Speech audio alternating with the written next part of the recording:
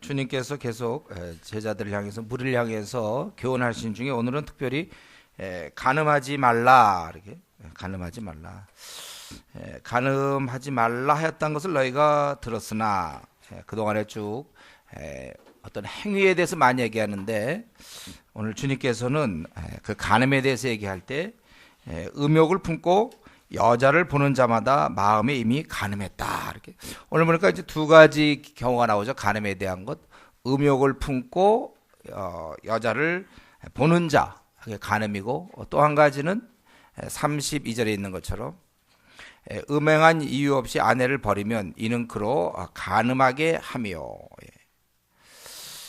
여자가 그 당시에 구약 시대에 가서 살 수 있는 방법이 없이 경제적인 능력이 없습니다. 그래서 그를 내보내면 그 여인은 결국은 재혼하게 되고 그렇다면 그것이 바로 그 여인을 간음하게 만든 것이다 그거예요. 그리고 그 여인에게 누가 장가들 때 그도 간음한 거다. 왜냐하면 이 땅에서는 그것이 헤어진 것이고 이혼한 것이고 그렇게 됐지만 하나님 보실 때는 그건 우리 인간의 생각이고 하나님께서는 절대로 나눠지지가 않기 때문에 그것이 간음이다. 그래서 두 가지 조심할 점, 간음이라는 것은 우리가 시각 간음이라는 것이 있다는 거죠. 눈으로 짓는 음욕을 갖고 짓는 이러한 죄. 그래서 여기 보면 행위 이전에 마음에 이미 간음했다. 28절. 많은 경우는 행위를 얘기하지만 성경은 항상 그 마음을 얘기하고 있습니다. 그렇기 때문에 우리는 이 음욕이 생기지 않도록 주의해야 됩니다. 이런 기회를 만들지 않도록 주의해야 돼요. 그래서 자매들 같은 경우 옷가짐이 좀 바르야 돼. 선정적인 그런 옷차림이면 안 됩니다. 죄를 짓게 하는 거예요. 우리 형제들이 특별히 이런 면에서 조심해야 되고 그러면서 우리가 동영상, 음란 동영상 같은 거 이것은 굉장히 조심해야 돼요. 노골적으로 얘기하는 것이요. 영화 같은 거. 영화는 이제 끼워 넣기가 있는 거잖아요. 영화를 보다 보면 예측하지 못했지만 음란 동영상 제가 물론 클릭을 안 한다 이거죠. 그런 이유 뭐 인터넷에 무슨 여성에 대한 뭐 S라인이니 뭐 이런 것들 절대 클릭을 안 해. 그건 자기 이기지만 영화는 자기가 그냥 보고 있으면 중간에 이제 그런 상업 때문에 그게 나온단 말이죠. 우리 그리스도인은 어떻게 한다 그래서 그 순간에 눈을 감을 겁니다. 그러나 그 좋지가 않아 우리한테. 그래서 이런 영화 등 아니면 음란 동영상이든 이런 것 이런 내 마음이 음욕이 생기지 않도록 그래서 제일 좋은 것은 성경대로 하면 이제 피하는 거죠. 피하는 거. 피할 것을 너희의 습관으로 만들어라. 이것이 이제 성경이 하는 피함이에요. 최고의 전략이죠. 요셉 같은 경우에 아예 그 보디발의 그 아내가 유혹했을 때 그 집에 어떻게든지 들어가지 않으려고 했어요. 우리가 이런 것을 습관으로 만드는 게 중요합니다.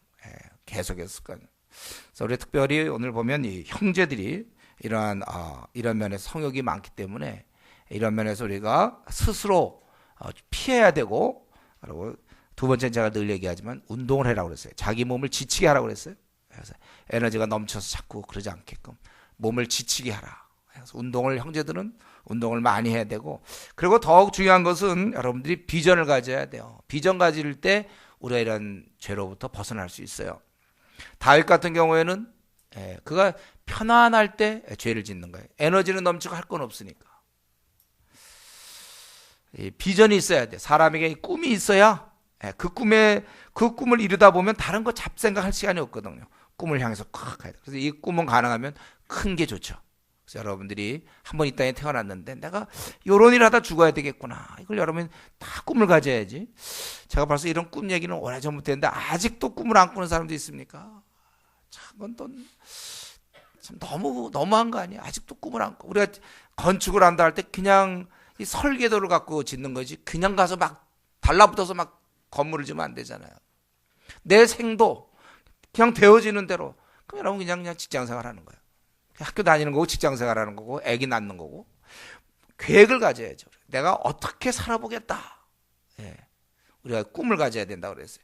이러한 비전이 있어야지. 이런 비전이 있어야 이런 허튼데 우리의 마음을 빼앗기지 않는 것입니다. 그래서 여러분들이 앞으로 피하는 것, 이런 음란한 것을 피하는데 언제까지 피합니까? 앞으로 50년 정도만. 사는 날 동안 피하면 돼요. 한 1000년 피하라 그러면 좀 우리 힘들 뻔했는데 앞으로 50년, 좀 나이 드신 분들은 이제 앞으로 한 30년만 더 피하세요. 습관으로 만들어야 돼. 형제들 특별히 이런 면에서 조심하셔야 돼. 음란함 조심하고, 특별히 인터넷이 거의 한 95% 정도 지금 포위되어 있으니까 자기가 꼭 필요한 지식만 잠깐 보고, 자꾸 쓸데없이 클릭하면 안 돼요, 여러분들.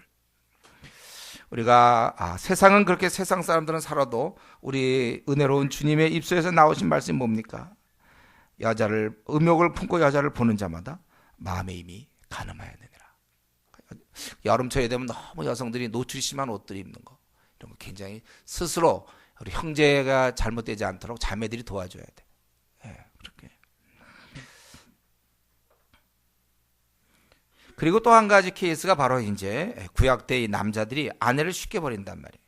그래서 안 되겠다 싶어서 모세가 어떻게 했어요? 우리 19장 8절 9절 잠깐 볼까요? 마태복음 19장 8절 9절.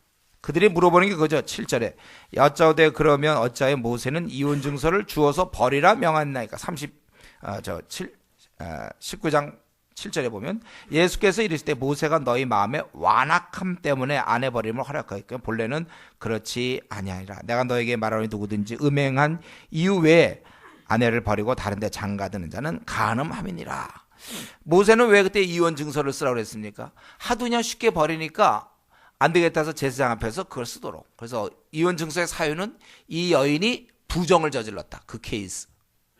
그럴 때만 이걸 써주는 거예요. 그건 뭐냐면 결국은 함부로 이혼 못하게, 이 아내를, 여자들을 보호하기 위해서 너희가 이혼하려면 이혼 증서가 있어야 된다 이랬거든요. 그래서 그 이혼 증서는 부정한 것이. 그랬더니 이제 그 이후부터 내려오기를 이혼 증서만 있으면 어떡하든지 자기는 이혼할 수 있다 이렇게 된 거예요. 이런 법을 악용해서 어떡하든지 이혼 증서만 만들면 된다 이렇게 생각했어요. 그래서 하나님, 주님께서는 이 땅에 오셔서 원래대로 바로 잡은 거죠. 뭐예요? 이혼이란 있을 수 없는 것이다. 한 가지 예외가 있다면 아마 이 지상에서 딱 한 가지 예외가 있겠죠. 이혼에 대한 예외는 뭡니까? 배우자가 음행했을 때. 배우자의 음행은 원천무효가 되는 거야. 그 결혼의 원천무효. 그 경우에 한해서 이제 이혼이 가능하고, 그럴 때 혼자 그냥 다시 살거나 아니면 그때 결혼해도 그거는 괜찮다는 거예요. 그렇지 않을 때는 그것은 간음하게 된다. 내가 이혼하고 다른 아내를 얻는다. 그것은 간음이란 말이에요. 왜냐하면 나는 이혼했지만 하나님 볼 땐 이혼이 아니라니까요. 오늘날은 보통 이제 이혼이 쉽게, 물론 이제 안 믿을 때 그러겠지만요, 안 믿는 사람들이 쉽게 그냥 성격차, 그렇게 해서 연예인들 보면은 뭐 잘 지내는 것 같더니 어느 날 보면 또 이혼했다고 막 그러는데 보면은 성격차다. 성격차로 하면은 우리는 누구나 다 이혼할 수밖에 없을걸요. 성격 얼마나 다른데요. 저랑 우리 집사람과도 뭐 성격으로 볼 때는 조금 차이가 있어요. 그 이혼입니까? 성격차. 그런 건 이혼 사유가 아니라니까요. 마가복음 10장 9절에 그러므로 하나님이 짝지어 주신 것을 사람이 나누지 못할지니라. 그래서 결국 이 아내를 버리면 그 여인은 먹고 살 길이 없고 경제적 능력도 없으니까, 오늘날 같으면 좀 다르지만 그러면 다른 형제를 다른 사람을 만날 수밖에 없고, 그러면 결국은 불륜을 저지른 거라면 남편을 두고 다른 남자를 만났어요. 하나님 볼 때 그렇다는 거예요. 또 그런 여인과 결혼한 남자도 또 하나님 앞에 불륜을, 왜? 다른 그 남편이 있는 여자를 만나게 됐기 때문에. 이건 불륜이라고 분명히 얘기했고 안 된다는 거예요. 하나님이 짝지어 준 것을 사람이 나눌 수 없다. 이걸 우리가 명심해야 될 것입니다. 이런 면에서 오늘날 우리 한국이 이혼율이 많이 높죠. 여러 가지 이유로. 물론 이제 불신자들일 때 많이 그렇겠지만 가정이 많이 깨져요. 마귀가 자꾸 가정을 많이 깹니다. 사람이 가정이 깨지면 힘이 없어져요. 힘이 없는 거예요. 아무리 유능한 사람도 사실 가정이 깨지면 힘들고 또 자녀들이 힘들고 다 힘들게 돼 있어요. 마귀가 좋아하죠. 그렇기 때문에 우리 그리스도인들 부부들 더욱 하나님 앞에서 여러분이 지금은 괜찮다고 앞으로도 괜찮다고 아무도 장담할 수 없어요. 지금 부부 사이 괜찮다고 앞으로도 괜찮을 거라고 믿는 건 어리석은 일입니다. 보통 이혼하는 이유 보면 작은 것부터 시작되는 거잖아요. 원래 작은 거. 그래서 우리는 하나님 앞에서 결혼을 했다면 더 결혼을 지켜나가야 돼. 여기 아직 지금 학생들도 있어서 이런 얘기하기 좀 그렇긴 한데, 그래서 우리 결혼하신 부부들 잘 하나됨을 지켜나가야 되고, 그러기 위해서는 뭡니까? 이것만 잘하면 돼요. 평소에 마음에 좀 쌓아놓는 거 있는가? 그거 빨리 풀어야 돼. 이거는 뭐 대인관계에서도 마찬가지죠. 내 마음에 어떤 섭섭함 혹은 어떤 문제가 있으면 빨리 푸세요. 자꾸 그 문제로 하여금 자라나게 하지 마세요. 이러면서 커뮤니케이션이 너무 중요한 겁니다. 커뮤니케이션. 제가 보통 이제 주례를 많이 쓰는데 주례에 참석하지 못한 분들이 또 여기 있는 것 같으니까 제가 주례의 핵심 내용을 제가 잠깐 설명한다면, 결국 이렇게만 우리는 행복할 수 있어요. 뭐예요? 아내들은 어떻게 하면 행복하다고 그랬어요? 남편에게 순종하면 행복해요. 자꾸 자주지하지 마세요. 원래 성격적으로 이렇게 약간 유약한 남편이 있잖아요. 자기가 마음대로 하려고 그래요. 의논할 수는 있지만 남편이 이렇게 하자 그러면 죄 짓는 거 아니면 순종하세요. 여러분들 자꾸 덤비지 말고 자매들 순종하라. 성교에 매사에 남편에게 복종하라. 그것은 마치 우리가 친정 아버지께, 근데 결혼하고 나면 이제 친정 아버지는 친정 아버지가 아닙니까? 말 안 듣나요? 아빠 말은 항상 우리가 언제든지 아빠로서의 그걸 존중해야 되는 것처럼, 두 번째 아빠인 남편, 자꾸 그 남편의 말에 순종할 생각을 해야지. 자꾸 의견을 내서서 자기가 좌지우지하고 말이죠. 죄 짓는 것 아니면 다 따르세요, 여러분들. 남편이 하는 말에. 학생들은 이제 그냥 지금 이렇게 외워놓으세요. 외워놨다 나중에 이제 시집가거나 장가갈 때 써먹어요. 남편들은 뭐라 하라고 그랬습니까? 우리 여기 결혼한 형제들, 남편들 할 일은 뭐라고 그랬어요? 모든 걸 결정하라 이거예요. 자, 형제들이 주도권을 갖고 결정해야지 아내 말 쫓아다니면 안 돼. 제가 딱 결정하세요. 예? 하나님 이렇게 허락하셨는데. 사령관이 자기가 결정해야지 뭐 이등병 얘기 자꾸 누구 결정하면 됩니까? 딱 결정해야 돼. 자기는 아빠니까. 하나님이 이렇게 주시는 권한이니까 결정하되, 단 뭐라고? 아내를 위해서 결정하란 말이에요. 아내 행복을 위해서 결정해요. 성경의 원리입니다, 이게. 요것만 지켜주면 우리는 참 행복한 결혼을 할 수 있어요. 그렇게 살 수 있어요. 그렇기 때문에 우리 결혼이라는 것은 이 두 사람이 된다. 두 사람이 이제 둘 다 행복해야 돼요. 한쪽만 행복하고 한쪽은 비참하다. 이건 결혼이 아니에요. 모두 행복해야 돼요. 그래서 경우에 따라서는 이렇게 부부가 헤어지지는 않지만 살긴 같이 사는데, 만약에 한쪽이 불행하다면 그것은 어떤 면에서 실패한 결혼입니다. 내가 참고 말지 뭐. 그렇게 50년 사는 거, 그건 실패한 결혼이죠. 뭐 참기 위해서 결혼합니까 우리가? 불행하기 위해서 결혼하냐? 행복하기 위해서. 이건 둘 다 동등한 권한이 있어요. 그건 한쪽만 행복하고 한쪽만 힘든 거 아니에요. 둘 다 같이 행복해야 돼. 그래서 이 시간에 한번 우리 부부들에게 좀 얘기하겠는데, 어쨌든 이 시간 목사님, 저는 별로 좀 행복한 것 같지 않습니다. 혹시 그런 사람이 있다면 오늘 저녁에, 더 넘기지 마세요. 오늘 저녁에 부부가 둘이서 대화하세요. 이 문제를 가지고 왜 내가 행복하지 않은지. 이거 해야 돼. 문제를 더 키우지 말고 현재 자기가 별로 기쁨이 없다, 이 결혼 생활에. 그렇다면 오늘 얘기하란 말이에요. 해결해야 돼. 근데 둘이서 해결이 잘 안 될 때, 그때는 어떡하죠? 그때는 이제 목회자를 찾아오는 거죠. 교육자가 괜히 있습니까? 찾아오세요. 그러니까 여러분들 보다가 이건 내가 아무런 내 힘으로 안 될 것 같아. 이건 내가 풀려고 하다 더 싸움이, 더 확전이 일어날 것 같아요. 그럴 바에는, 그럴 땐 같이 오세요. 제가 아무 누구라도 마찬가지. 목회자들이 그런 걸 제3자, 아니면 목회자 아니어도 좋은데 좀 신뢰할 수 있는 제3자에게 가서 둘이 해결 안 될 때는 그렇게 하는 거예요. 그러니까 꼭 둘이 안 하고 혼자 와서 막 하소연하는 사람들이 있어요. 하소연하지 말고 해결하라니까. 이제 여러분이 결혼한다는 건 뭐예요? 둘이 한 몸이 돼서 살아가는 게 결혼이라고 그랬잖아요. 에베소에 있는 말씀처럼 이방인과 유대인이 있을 때 주님의 방법은 무엇이었습니까? 막힌 담을 허시고, 그리고 이방인을 만들거나 유대인을 만든 게 아니라 제3의 인간, 그리스도인을 만들었잖아요. 마찬가지 여러분, 우리가 그걸 명심해야 돼. 내가 결혼한다는 것은, 학생들 내가 여기까지만 더 얘기할게요. 부부한테 얘기해요. 결혼한다는 것은 뭐냐면 내가 없어지는 게 결혼이에요. 내가 없어지고 이제 만약 남자의 경우는 내가 없어지고 아내 여성과 더불어 하나야. 이렇게 하나 되는 게 결혼이지. 이전엔 내가 하나였잖아. 나였잖아. 내가 하나 맞죠? 나야. 이전엔 내가 한 몸이야. 근데 결혼하면은 이상한 여인이 나랑 한 몸이야. 그 여인이 나야. 이 남자가 나래니까 둘이 반반씩 이렇게 해서 하나가 되는 게 이제부터 남은 생 사는 거야. 부부라는 것은.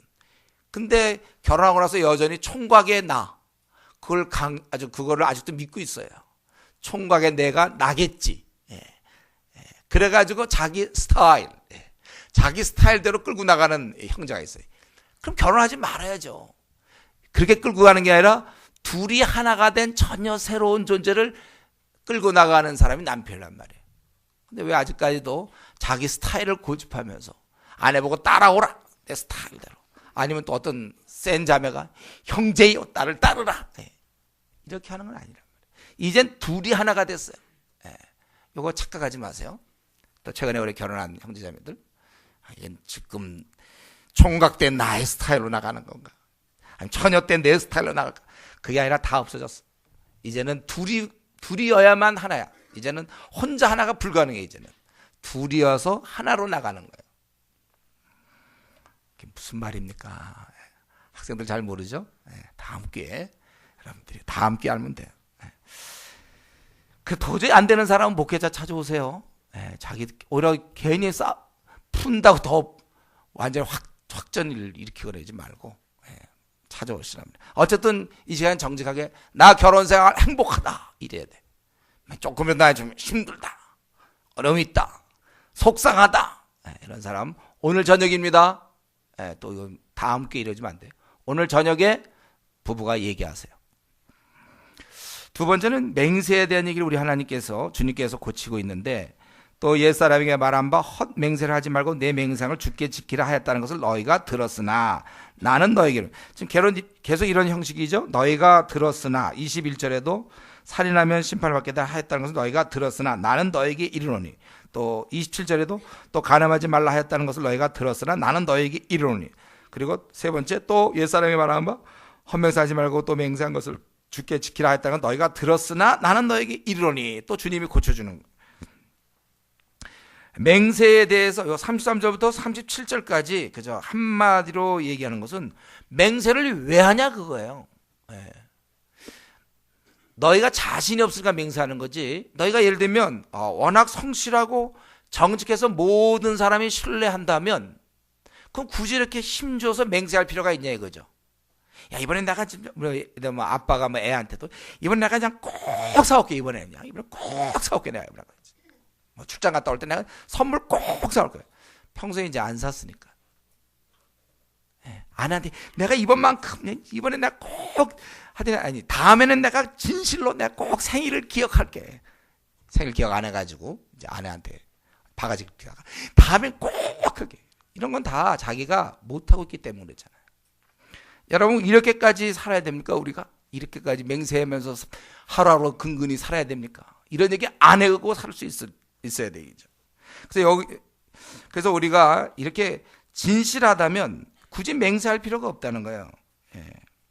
물론 우리에게는 36절에 있는 것처럼 능력이 없는 것도 사실이에요. 내가 어떻게 하겠다. 네가 그럴 능력이 있냐? 이거죠. 그렇게 물론 할 수도 없어요. 그냥 우리는 그대로 얘기하면 된다 이거죠. 그래서 여러분 우리는 그렇게 하려는 거예요. 이렇게 평소에 신뢰를 얻으면서 살아서 내가 한번 얘기하면 그건 늘 사실이고 진실이고 그렇게 돼야 된다는 거예요. 그래서 우리는 여기서 한 가지 좀 조심할 점은, 여기서 금하는 것은 외식적인 맹세를 금하는 거예요. 우리가 하나님의 영광을 위해서 혹은 진실을 수호하기 위해서 맹세할 수 있습니다. 일단 뭐 법정에서 그것을 네가 정말 한 것을 네가 안 봤다고 맹세할 수 있느냐 그럴 때 네 그래야죠. 아니면 결혼식장 같은 데서 결혼식 할 때 남편들이여 그대는 옆에 서 있는 이 자매를 뭐 그대의 아내로 삼기로 맹세하는 서약하느냐 그러면 맹세하지 말라고 그랬으니까 가만히 있습니까 그때? 네 그래야지. 그 자기의 그 의사 표시를 해야지. 가만히. 그건 아니죠. 그러니까 형식적인 또 이런 외식적인 것들, 그리고 자꾸 근본적으로 우리가 맹세 안 해도 될 만큼 살아라 그거예요. 여러분 이렇게 생각할 때 한 번 정도 자기를 한번 들여다보세요. 자기. 내 말은 좀 어떻게 돼요? 내 말은. 나는 조용히 얘기해도 됩니까? 보통 사기꾼들이 어떻습니까? 한번 말이 많죠. 아주 그냥 확신에 찬 듯한 눈빛으로 얘기하죠. 그런 걸 굉장히 많이 꾸민단 말이에요. 여러분 자신의 말은 어느 정도의 힘이 있습니까? 우리 학생들 자기가 지금 얘기하는 건 과 친구들이 어떻게 듣고 있으세요? 어떻게 듣고 있나요? 내가 한 말은 다 그냥 사람들이 신뢰합니까? 아니면 이것저것을 구차하게 야 사실 이번만큼은 내가 진실로 얘기하는 건데 막 어떻게 막 그렇게 얘기하고 있습니다. 내 말은 다 믿을 정도입니까? 특별히 결혼한 사람은 쉽죠. 자기 배우자가 자기 말을 진짜 믿는지. 당신이 얘기한 건 무슨 100%, 당신이 얘기했으니까요. 100%겠지. 혹시 내 말을 한 60, 한 5%로 듣는 사람이 있습니까? 우리 배우자가 내가 말하면, 에이, 저 여자는 또, 저 남자는 또, 우리 그러고 있습니까? 아니면 부모가 내가 얘기하면, 에이, 야, 네가 뭘, 혹시 그럽니까? 내 말은 지금 한 어느 정도의 그 순도를 지닌 거예요. 예. 교회에서는 어떻습니까? 교회에서 목사님이. 우리 뭐 대학부 같은 거, 뭐 수련회 문제 같은 것들. 내가 어떤 얘기했을 때 얼마나 신뢰하고 있습니까? 저 이번에 수련회 꼭 갈게요. 뭐 이러면 그걸 그대로 목사님 믿습니까? 아니면 제 수련회 간다고 했으니까 쟤는 저 정도면 세모다. 뭐 이렇게 동그라미 쟤는 올 수도 있겠네. 이렇게 혹시 그렇게 믿고 있습니까? 한 번 입 밖에 낸 거는 분명히 지키는 말이 정말 이 같은 말이라도 권위 있는 말이 있고 가벼운 말이 있지 않습니까? 뭐 대답은 잘해. 그러나 한번 다른 사람 입장에서 과연 나를 얼마만큼 신뢰하겠는가? 내가 꼭 전화할게. 그럼 진짜 전화하는가? 네 가겠습니다. 그럼 진짜 오는가? 여러분 이런 면에서 자기의 그 신뢰도는 어느 정도 되는지 이게 사람에게 중요한 거예요. 우리 그리스도인들이 사실은 그렇게 살아야 되죠. 그래서 굳이 이렇게 막 힘주어서 내가 뭐 이번만큼은 뭐 진짜입니다. 막 그렇게 하지 않도록 우리 삶 자체가 신뢰가 생길 수 있도록 이런 확실하게 언어 생활에 있어서 그렇게 살아야 되는 것입니다.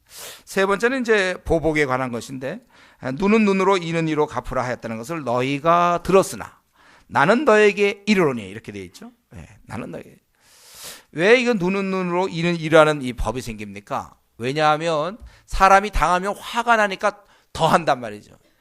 예를 들면 막 자기가 여기만 다쳤는데 막 상대방을 더 가격한다든가, 코가 다쳤는데 막 콧뿐만 아니라 눈도 막 다치게 한다든가. 그러니까 이걸 법정에서 어떤 사회적 질서를 위해서 이것이 기준이 된단 말이에요. 그렇게 했으면 그렇게 해야 되라. 근데 이제 이걸 악용해서 꼭 반드시 상대방을 보복하는 하나님 나라에서는 보복이 없어요. 그래서 오늘 주님께서는 안 갚음하지 말라. 오른밤을 치거든 왼편도 돌려대며. 그리고 누가 속옷을 가지고자 하면 겉옷까지 주고 억지로 오리를 가게 하면 심리를 동행하고 구하는 자에게 주면 되게 꾸고자 하는 자에게 거절하지 말라. 그래서 지금 저 오늘 세 번째 말씀 눈을 눈으로 이런 그것을 말씀하면서 우리 하나님 나라 백성은 어떻게 살아야 됩니까? 우리를 어떤 사람이 우리를 부당하게 대했을 때 나도 그거에 대해서 안 갚음하는 것이 아니라 안 갚음을 하지 말라고 그렇게 얘기하고 있어요. 오른뺨을 치거든 왼편도 돌려대라. 그래서 이런 것이 가능한 것에 대해서 우리 마틴 로이드 존스 목사님이 얘기했죠. 이거는 사실 주님께서 실천 기준으로 오른밤 왼밤 뭐 오리가 하면 십리가고 이러한 것은 실천 기준으로 주신 것이 아니라 결국 그리스도인들은 이 땅을 살면서 자아를 부정하라. 자기가 죽어 있어라 이거죠.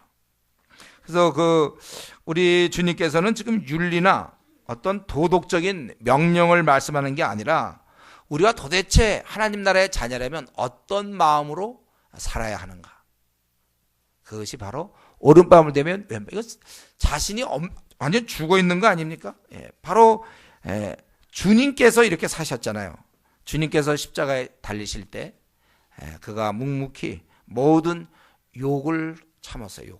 자기에 대해서 욕하는 사람들, 비난, 여러분 모욕당하는 경우 있습니까? 내가 어떤 거 했을 때 이렇게 거절당하고 그때 자존심이 굉장히 쓰리단 말이죠.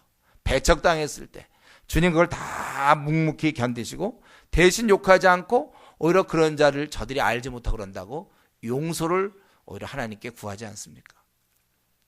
이건 주님만 그렇게 살라는 뜻이 아니라 바로 우리들이 그렇게 사는 거예요. 그 사람이 나에게 많은 해를 끼쳤습니까? 그럼 보통은 안 갚음이에요.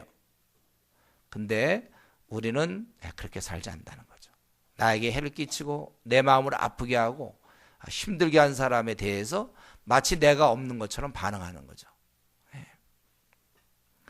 우리는 보복하지 말고 그러니까 할 수 없어서가 아니에요. 우리는 할 수 있지만 바보같이 그런 거예요. 바보같이 사는 거죠. 잘 죽입니다. 여기로 또한 그 속옷을 가지고자 하는 자 겉옷, 또 오리가 자는 게 심리, 꾸고자 하는 자에 거절하지 말고. 여러분 이 말씀을 우리가 오해하면 안 돼요. 그러면 만약에 멀쩡하게 생긴 사람이 아주 그냥 뭐 돈도 벌 수 있는 사람 일하기 싫어가지고 와갖고 돈 10만 원 주셔. 그러면 20만 원 줍니까 우리가? 그건 아니죠. 아니면 어떤 성격이 아주 안 좋은 자가 괜히 이유도 없이 막 사람 패는 걸 취미로 삼고 있는 사람, 뭐 그런 사람 막 두드려 팰 때 더 때려주세요 막 이럽니까 우리가? 오른팔 때문에 여기도 있습니다. 그렇게 하라는 뜻이 아니에요. 이거는요. 만약에 우리가 그를 사랑한다면 그가 더 죄를 짓지 못하는 쪽으로 방향을 잡아야지. 그러니까 건장한 사람이 돈 벌 수 있다면 돈 달라고 그러면 안 돼요 이래야죠. 이 말씀에 의지하여 꾸고자 하는 자는 거절. 준다? 잘못된 신앙이죠. 우리는 정말 그 사람을 위해서 생각을 해야 돼요. 당장이 아니라 그 사람이 자꾸 죄를 짓는다면 죄를 짓지 않는 방향으로 우리가 도와줘야죠.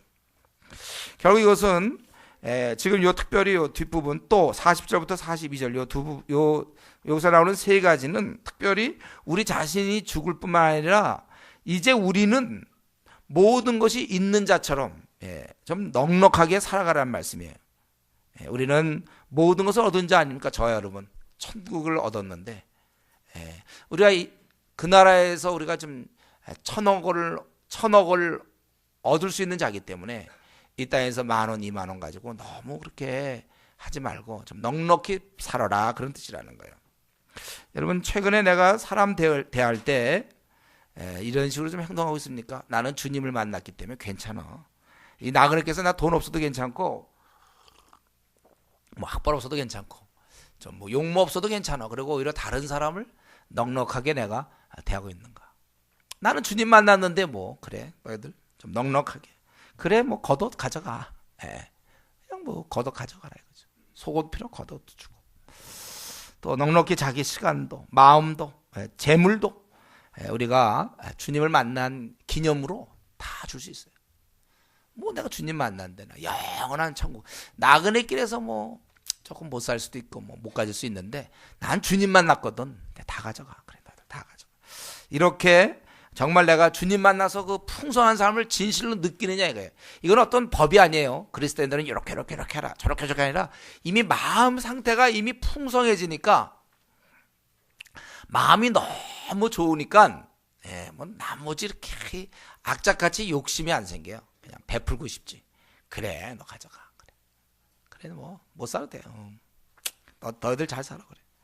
우리가 이렇게 살 수 있는가 이런 자세지. 요걸 꼭 그렇게 문자 그대로 오리면 심리 2배로라. 뭐든지 이런 거 할 땐 2배로 줘야 되고 겉옷은 항상 이렇게 해석하는 게 아니고 마음이 그래야 된다. 넉넉하게 다 가져 너희들. 니들 다 잘 되라 그래. 괜찮어. 다 나는 괜찮아. 나는 뭐 나야 뭐 괜찮지. 니들만 다 잘 되면 좋은 거야. 뭐 돈이든 무슨 뭐 시간이든 에너지든 다 그렇게 요즘 살고 있습니까 여러분? 우리 자신을 한번 돌아보세요. 그렇게 사는 거. 그리고 끝으로 이제 43절부터 48절 우리가 아는 대로 그 원수 너희가 내 이웃을 사랑하고 내 원수를 미워하여 했다는 것을 너희가 들었으나 나는 너에게 이르노니 똑같은 형식이죠. 그동안 잘못된 것을 교정하는 거예요. 원수를 사랑하고 내 이웃을 사랑하고 내 원수를 미워하라. 성경은 원수 미워하라는 건 없었어요. 그들이 나온 그 랍비들이 전통을 가지고 이제 예를 들면 가나안 땅의 그런 멸망, 가나안인을 멸망시키는 뭐 이런 거라든가 다윗이 그 통치자로서 또 잘못된 것에 대한 악에 대해서 저주하는 그 저주시 같은 거 있잖아요. 그런 것들. 그래서 유추해서 만든 것 같아요. 너희는 지금 현재 예수님이 있을 당시에 사람들이 내 이웃을 사랑하고 내 이웃을 미워하라 이런 식으로 살아가고 있었다는 거예요. 그런데 예수님께서는 그게 아니라 뭐라고 했습니까? 너희 원수를 사랑하며 너희를 박해하는 자를 위하여 기도하라. 이럴 때 너희가 과연 하나님의 자녀다운 모습을 보여주는 것이다. 이같이 한즉 하늘에 계신 너희 아버지의 아들이 된다. 이렇게 되어 있어요. 왜요? 우리 하늘의 아버지는 어떤 분이신가? 어떤 스타일이신가? 우리 하나님은. 여기 보니까 해를, 이 귀한 우리 이 태양, 이 햇볕, 사람들이 해가 없으면 어떻게 됩니까? 이 해를 악인에게도 비춰주신단 말이에요. 원래 생각은 선인한테만 비춰줘야지 우리만 잘 살고 우리만 해야 되는데, 악인도 이 혜택을 누리고 있어요 지금 여러분. 비 오는 것도 마찬가지예요. 비가 오면 지역적으로 오지 뭐 저 악인과 선인 분포대에 따라 비가 오기도가 안 옵니까? 여기도 비도 불의한 자에게도 내려주시는 분이 우리 바로 하나님 아버지가 이렇기 때문에, 그렇기 때문에 만약에 너희가 너희를 사랑하는 자를 사랑하면, 이게 지금 보통 대부분 사람들의 사랑이고 심지어는 교회 다니는 우리들도 이럴 가능성이 있어요. 너희를 사랑하는 자를 사랑한단 말이에요 우리가. 그러니까 아주 쉬운 1단계 사랑을 한단 말이에요. 교회 다니면서 자기도 사랑을 한다고 그러는데 가만 보면 1단계 사랑하는 사람 많아요. 이 대표적인 모습이 이제 끼리끼리 어울리는 사람이, 그럴 사람이 농후합니다. 끼리끼리 어울리는 사람들이 1단계 사랑. 아주 교회를 벌써 3년 5년 다녔는데도 아직도 1단계에서 2단계로 못 가. 그냥 항상 1단계 사랑. 끼리끼리. 너희를 사랑하는 자를 사랑하면 무슨 상이 있으리요? 세리도 이와 같이 한다. 이 죄인도 이렇게 한다는 거예요. 또 너희가 너희 형제에게만 무난하면 남보다 더하는 것이 뭐죠? 교회 와서도 그냥 늘 자기 친한 사람만 무난하고 다른 사람은 신경도 안 쓰고, 더하는 것이 무엇이냐? 남보다 더하는 것이 뭐, 이방인들도 이렇게 한다 이거죠. 이런 건 이방인의 모습이고, 하나님의 자녀의 모습은 그 온전하신 같이 너희도 온전하라. 그것은 앞에서 얘기한 원수에 대해, 원수도 나를 괴롭게 하는 자도 내가 사랑을 베푸는 것이죠. 그것을 우리 주님께서 가르쳐 주시고 있는 것입니다. 그러니까 지금 남이 우리한테 잘못할 때 내 자신을 부인하고 내가 없는 것처럼 오른밤 내 왼밤을 대주고 막 이러는 것, 요것으로 끝나면 안 되고 더 적극적으로 뭐예요? 한 걸음 더 나가서 아예 그런 사람조차도 품으라 이거예요. 사랑할 것을 명하신다. 그 정도가 돼야, 그 정도 돼야 그래야 그게 하나님의 자녀지.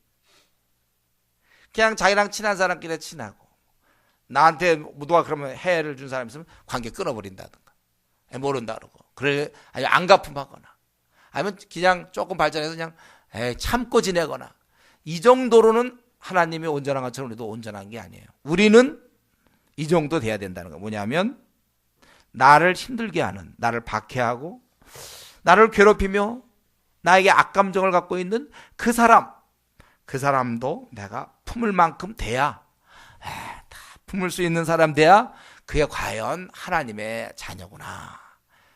악인에게도 해와 비를 주는 우리 하늘 아버지, 생명을 주는 거죠. 비와 해를 준다는 얘기.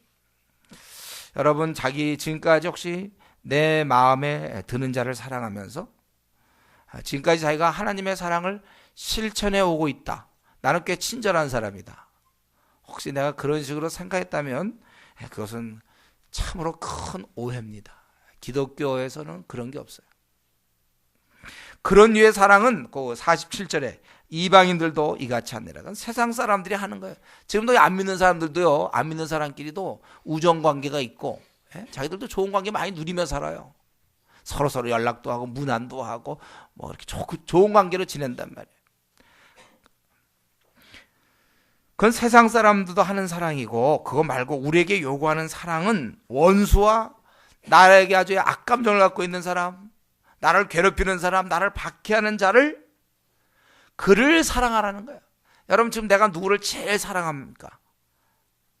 아내입니까? 자식입니까? 내가 지금 제일 사랑하는 자식이라고 합시다. 자식을 사랑하는 그런 것처럼 나를 괴롭히고 나에게 악감정을 갖고 있는 그 사람을 사랑하라는 거예요. 그러니까 참 우리가 이거 인간의 우리 힘으로 할 수 없죠. 그러니까 우리가 기도하면서 그 힘을 달라고 할 수밖에 없는데, 그러나 우리의 기준은 이게 그렇다는 거는 우리가 이 정도 돼야 그게 하나님 자녀로서의 삶을 살아가는 거라는 거예요. 그리고 세상 사람들이 볼 때 과연 하나님 자녀는 다르구나 그렇게 고백해. 확실히 차이를 벌린단 말이에요.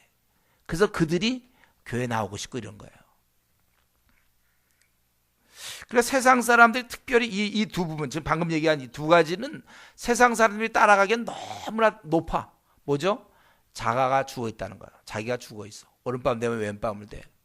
오리를 가자 하면 십리를 가. 참, 속옷을 원하는 자에게 겉옷을. 이거는 세상 사람이 생각할 수 없는 거예요. 자기가 죽어 있는 거고, 그리고 더 나아가서 나에게 나를 미워하고 나에게 안 좋은 소리를 퍼뜨리고 원수며 박해하는 그를 사랑하는 것, 이것을 따라가기에는 세상 사람들 볼 때 이건 너무나 고난도 기술이야. 그래서 아예 포기하는 거야. 이런 확실한 구별이 있어야 돼. 그래야 그 정도 돼야 하나님의 자녀다. 우리 김연아, 피겨 스케이팅 김연아 가서 막 세 바퀴인가 막 돌지 않습니까? 세 바퀴인가? 몇 바퀴 하여튼 돌아. 그건 아무나 돕니까? 그런 스케이트 신었다고 돕니까? 벌써 확실한 차이를, 세계 최고는 이런 거구나. 그 한 바퀴 돌아서 세계 최고 되겠습니까? 한 바퀴 핑 돌고 자기도. 그건 누구나 해. 그건 조금만 배우면 애들도 나서 한 바퀴 돌아요. 저도 한 바퀴 돌리면 돌아요. 고난도 기술, 그래서 착지해서 딱 제대로 하는 거, 이 정도 돼야 이건 따라가기 어렵구나 이렇게 되는 거지. 한 바퀴 돌아서 세계 챔피언 되면 누구나 다 한 바퀴 돌게. 우리가 내가 좋아하는 사람끼리 끼리 만나서 문안 인사하고 서로 좋아하고 우리는 형제 자매요 손잡고 찬양하고. 그건 세상 사람들도 그런 건 한다니까요. 자기 좋아하는 사람들, 친한 사람끼리는. 근데 막 그 원수, 나를 갖다가 증오하는 사람, 나의 악감정을 갖고 있고 나를 갖다가 아주 노려보고 나를 미워하는 사람을 형제요 하고 껴안고 말이지. 이거는 정신이 좀 이상하거나 아니면 고난도 기술을 갖고 있거나 이것밖에 없어요.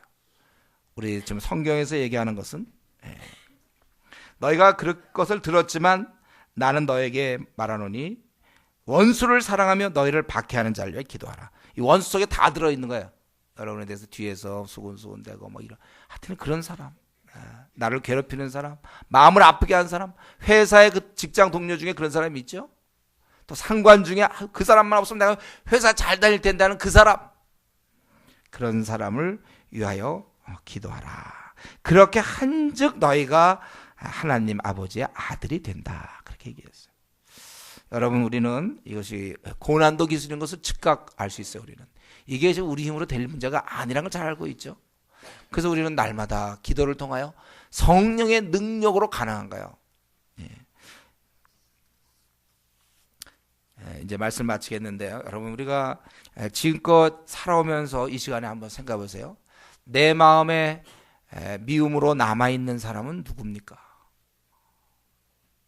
다른 사람은 내가 몰라도 절대로 그 사람 용서할 수 없어. 그렇게 생각하던 그 대상, 용서하기 싫은 사람, 떠올리기조차 아주 괴로워. 오늘 이 시간에 자비하신 주님께서 우리에게 그 사람을 사랑하며 위하여 기도하라고 44절 그렇게 말씀하고 있습니다.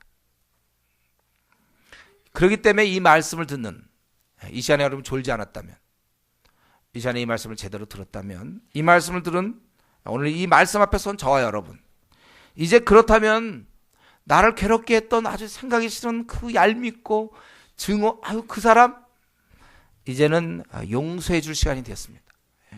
원래는 자기 용서 안 하고 그냥 나가는 길 가려고 그랬지만 이제 그만 용서해 줘야 돼요. 그리고 가만히 생각해 보면 결국 그 사람이 하나님을 믿지 않기 때문에 그럴 거예요. 그리고 혹시 믿더라도 기도 생활을 안 하기 때문에, 제대로 신앙생활을 안 하기 때문에, 그렇게 안 한 채 엉터리로 믿었기 때문에, 교회만 왔다 갔다 하는 그런 엉터리 신자이기 때문에 그런 것일 거예요.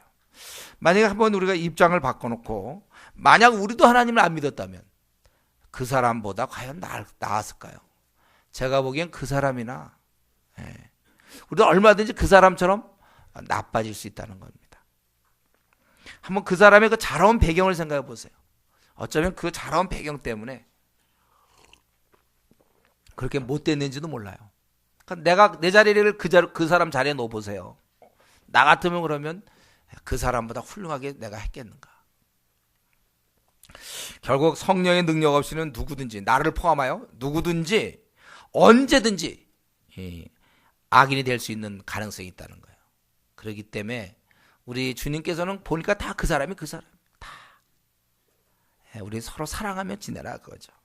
그렇기 때문에 나는 싫지만 여러분 말씀에 순종하여 오늘 이 자리에서 그를 용서할 것을 스스로 그냥 결단하십시오.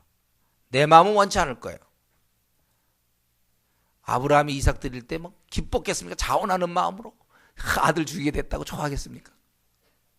그러나 말씀에 순종하지 않았습니다. 어쩌면 나를 죽여야 될지 몰라. 내가 이 말씀을 순종하려면 나의 자존심과 그동안의 억울함을 이걸 내가 누려야 되는데 이걸 죽여야 될지 몰라. 그래서 이 시간 우리 기도할 때 내가 이름을 얘기하세요. 아무개를 이 시간을 빌어서 내가 하나님 앞에 용서하겠습니다. 이렇게 의지적으로 사랑합니다가 아니라 사랑하겠습니다 그거예요.